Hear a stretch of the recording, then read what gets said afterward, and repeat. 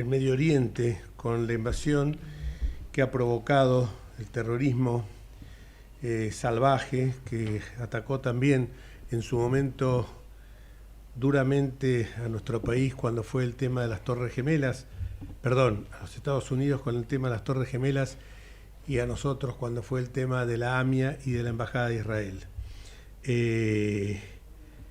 Hoy el terrorismo salvaje, con escenas dramáticas como estamos viendo todos los días en la Franja de Gaza, en Israel, protagonizado por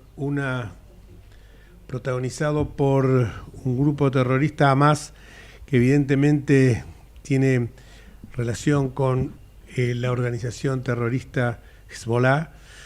Acá nosotros entendemos que no hay religión, orden normativo o causa política que justifique las atrocidades que, como las perpetradas, violentan la condición humana. Pero para entender las claves de este conflicto, lo tengo en línea al embajador Mariano Causino. Es una persona que ha estudiado en profundidad este tema y nada mejor que él para que nos señale este conflicto que comienza hace ya 7 décadas entre Israel y Palestina. Sube un nuevo capítulo a la larga historia el sábado 7 tras el ataque terrorista de Hamas en territorio israelí. Hola Mariano, te habla Jorge Enríquez, te habla Luciano Nieto. Queríamos conocer tu opinión, tu visión sobre esto que está ocurriendo en la Franja de Gaza, en Hamas. ¿Qué tal, Jorge? ¿Cómo estás vos y tu audiencia? Muchas gracias por llamarme. Y bueno, efectivamente comparto tus palabras sobre la atrocidad de lo que ha ocurrido, la necesidad de solidarizarnos con el pueblo de Israel, el apoyo a ese país en su legítimo derecho a defender a su territorio y su población, y condenar al terrorismo y a aquellos que impulsan el terrorismo, ¿verdad? Por ejemplo, estados como Irán, que son quienes se ocultan detrás de organizaciones como Hamas o como Hezbollah eventualmente. A veces uno en esto ve que hay algunas posiciones que son tibias, que son ambiguas y que evidentemente no son intenciones, no son simples intenciones o formas equívocas de ver el conflicto, sino que justamente hay en esto una intencionalidad, ya sea por complicidad, que muchos miran para otro lado. Nos pasa a nosotros en la Argentina, con un doble estándar que pretende disimular o justificar lo sucedido. El ataque artero contra una población civil fue cruel y cobarde. En consecuencia, me parece que no hay que tener medias tintas. ¿Cómo ves que puede seguir la escalada de este conflicto? La represalia que obviamente defendiendo su territorio va a ser Israel, porque tiene todo el derecho, y así lo señala el derecho internacional, el legítimo derecho de defensa de los países cuando son agredidos. Entonces quiero saber cómo vislumbrás vos el futuro.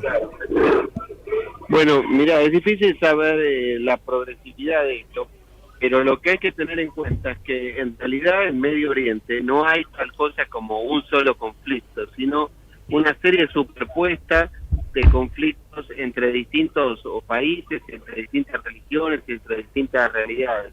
Y en esa significación, probablemente el conflicto más importante es el que enfrenta a sunitas y chiitas ancestralmente, y que en el mundo de hoy, en el mundo de nuestros días, se expresa por la búsqueda de una hegemonía regional en términos de rivalidad entre Arabia Saudita e Irán, que representan en el mundo de hoy a los países sunitas y a los países chiitas dentro de esa división del Islam. Y en ese sentido hay que tener presente que Israel ha venido desarrollando relaciones de paz con muchos países árabes sunitas moderados, básicamente con Egipto a partir de los acuerdos de Camp David en 1978, luego con Jordania en 1994 y durante el gobierno de Donald Trump los acuerdos de Abraham, que permitieron la paz con Bahrein, Emiratos Árabes Unidos, Sudán y Marruecos, y que hay una negociación con el Reino de Arabia Saudita para normalizar su relación diplomática con el Estado de Israel, lo cual es un menoscabo de enorme importancia para las ambiciones de Irán, que es un país, como vos bien sabés, que desde hace 44 años está gobernado por una teocracia absolutista que sustituyó a la monarquía pro-occidental del Shah y que promueve una agenda anti-occidental, anti-israelí, niega el holocausto, promueve a destruir Israel, busca un arma nuclear y promueve el uso del terrorismo, tal como hemos sido víctimas nosotros en la Argentina misma. La situación de Cisjordania en todo esto, ¿cómo la ves vos? Bueno, en Cisjordania gobierna la Autoridad Nacional Palestina, es decir, el partido Al-Fatah, fundado en su momento por Yasser Arafat y luego continuado en su liderazgo por Abu Mazen, Mahmoud Abbas, que por supuesto tiene un liderazgo muy cuestionado porque es un liderazgo que se ha venido extendiendo en el tiempo de manera no regular, podríamos decir, y que a su vez es acusado de un mal desempeño en sus políticas domésticas, en muchos casos de corrupción, etcétera, pero aún así ejercen un control de la situación en Cisjordania con algún grado de coordinación con el Estado de Israel, reconociendo a Israel y a su vez Israel lo reconoce. Siempre está la cuestión irritante de los asentamientos, que por supuesto son cuestionados por la comunidad internacional, como una acción de Israel que es objeto de un cuestionamiento en alguna medida razonable, pero dentro de estas limitaciones hay una convivencia relativamente, no sé si armónica es la palabra, pero relativamente aceptable. Ahora, en Gaza gobierna la Autoridad Nacional Palestina, en Gaza gobierna en los hechos Hamas, que es tanto una organización terrorista como una organización prácticamente estatal que ejerce el control allí y junto a una estación de la Yihad Islámica que atacan permanentemente a Israel y a Egipto.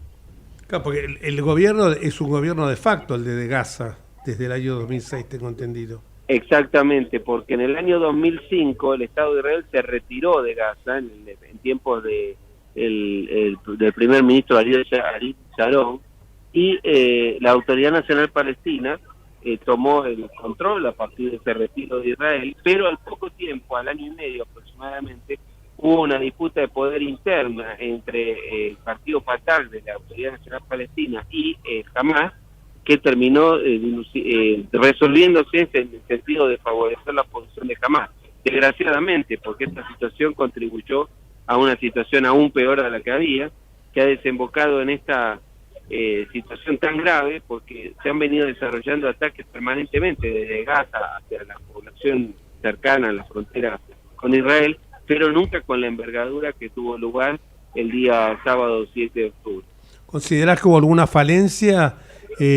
Bueno, desde luego que hubo una falencia, pero ¿considerás que este relajamiento que hubo en cuanto al famoso los escudos defensivos, y o sea, era como esto que imprevistamente lo cuentan amigos míos que están en esa zona, que dice, jamás pensamos que esto podía llegar a ocurrir, y de la manera que ocurrió, con un ataque terrestre, ¿no? Ahí ha habido un debilitamiento, una relajación en todo lo que era el control en materia de seguridad de las fronteras por parte de Israel, y esto tiene algo que ver con el gobierno derechista de Netanyahu. Bueno, evidentemente hubo fallas de inteligencia o de seguridad o de ambas cosas. Por otro lado, por supuesto yo no tengo la información como para saber qué es lo que ocurrió, ¿no? Y si tuviera tampoco lo podría decir, pero evidentemente hubo una falla en ese sentido y una respuesta del sistema antimisiles que no es que haya fallado, lo que ocurre es que el sistema antimisiles es muy eficaz, pero no es 100% eficaz, tiene por supuesto siempre alguna posibilidad de no proteger integralmente esa situación, y a su vez hay que recordar que cuando los misiles son interceptados, los misiles se destruyen en el aire, pero caen esquirlas sobre el territorio, que pueden caer sobre el espacio aéreo de la propia Franja de Gaza o ya en el espacio aéreo del territorio israelí, y esa caída de esquirlas es la que obliga a la población a correr a los refugios rápidamente, porque si por más que el misil sea destruido en el curso de su trayectoria, si a usted le cae una esquirla, aunque tenga el tamaño de un teléfono celular, un pedazo de hierro de ese tamaño, lo puede matar. Esa es la razón por la cual tienen que cubrirse en una rapidez muy breve, ¿no? Tienen que correr a los refugios en término de 15 o 20 segundos en las poblaciones que están muy contiguas a la franja de Gaza. Bueno, finalmente, permíteme que te haga la última pregunta. ¿Vos pensás que esto puede llegar a tener una escalada a nivel global? Bueno, esperemos que no, pero nada se puede descartar cuando usted está tratando con países que promueven el uso del terrorismo y que han dado prueba de ello, tal como la República Islámica de Irán. Por eso es tan grave que en países como el nuestro haya actores políticos que, por un lado, se rechazan condenar al terrorismo y otros que, por un lado, han llegado a firmar un tratado, un acuerdo, mejor dicho, con Irán en su momento, el kirchnerismo, y otros que están en el gobierno ahora, que si bien han condenado el terrorismo, la realidad es que mantienen una política exterior de extrema cercanía con gobiernos de la región que tienen relaciones cercanas con Irán, por ejemplo Bolivia, que ha firmado recientemente un acuerdo de materia de seguridad con Irán, o países como Cuba, Venezuela o Nicaragua, que tienen una cercanía permanente con esa realidad. Hay que decirlo con todas las letras, la tibieza en estos casos no va, porque está en juego también el sistema democrático, el sistema occidental, que todos queremos seguir disfrutando, y que realmente estas situaciones como la de Ucrania, y como pensando que también puede estar atrás de estos conflictos Rusia, China, Irán, los países que hemos mencionado, es preocupante, y esto no es para que la Argentina lo esté dejando de costado. Vimos en los últimos debates que prácticamente este tema no cruzó para nada una situación tan grave. Lo hablábamos la semana pasada con Miguel Ángel Toma, que puso una alerta roja sobre todo lo que vos has contado en la zona de la frontera con Bolivia y su relación con la República Teocrática de Irán, y eso parecería que no está en la agenda, una cosa tan esencial, ¿no?